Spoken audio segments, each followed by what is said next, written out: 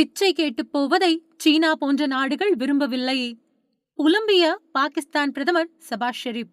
பிச்சை கேட்டுப் போவதை சீனா, சவுதி அரேபியா, ஐக்கிய அரபு அமீரகம், துருக்கி போன்ற நாடுகள் விரும்பவில்லை என்று பாகிஸ்தான் பிரதமர் ஷபாஸ் ஷெரீப் கூறியுள்ளார்.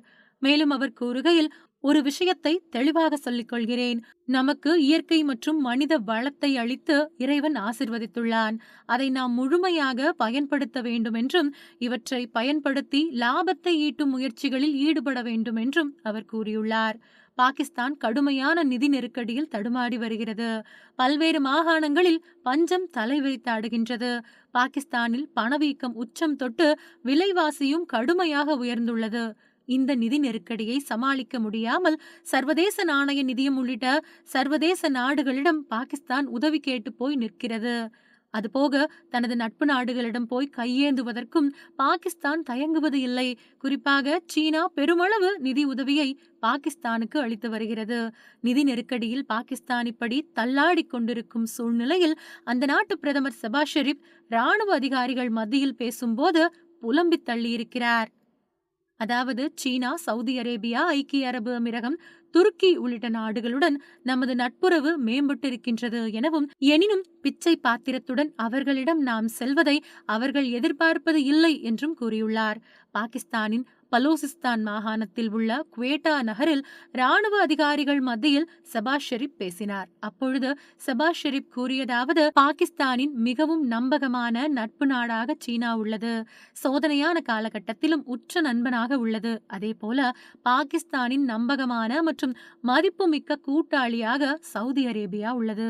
துருக்கி, கத்தார் மற்றும் ஐக்கிய அரபு அமீரகம் ஆகிய நாடுகளும் நட்பு நாடாக உள்ளன. அதே வேளையில் ஒரு விஷயத்தை தெளிவாக சொல்லிக் கொள்கிறேன். வர்த்தகம், வணிகம், புதுமை, ஆய்வு, மேம்பாடு, கல்வி, சுகாதாரம், முதலீடு என பரஸ்பரம் லாபம் அளிக்கும் முயற்சிகளில் நாம் ஈடுபட வேண்டும் என்று அவர்கள் எதிர்பார்க்கிறார்கள். பிச்சை பாத்திரத்துடன் அவர்களிடம் செல்வதை எதிர்பார்க்கவில்லை. நமக்கு இயற்கை மற்றும் மனித வளத்தை அளித்து இறைவன் ஆசிர்வதித்துள்ளான். அதை நாம் முழுமையாக பயன்படுத்த வேண்டும். இவற்றை பயன்படுத்தி லாபத்தை ஈட்டும் முயற்சிகளில் ஈடுபட வேண்டும் என்றார்.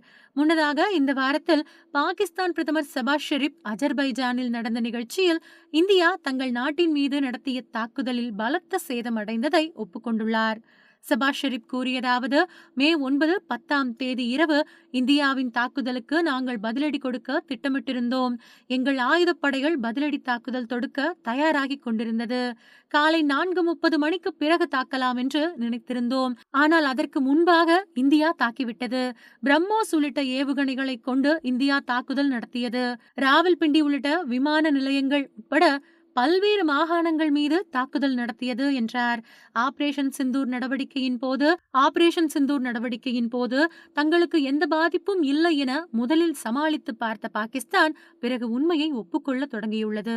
இந்தியா நடத்திய தாக்குதலில் பலத்த சேதம் அடைந்ததை பாகிஸ்தான் பிரதமர் ஷபாஸ் ஷெரீப் ஒப்புக்கொண்டுள்ளது இது முதல் முறை கிடையாது.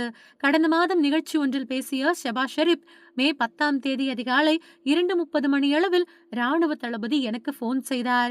இந்தியா ஏவுகணை மூலம் தாக்குதல் நடத்தியதாக என்னிடம் தகவல் தெரிவித்தார் என்று கூறியிருந்தார்.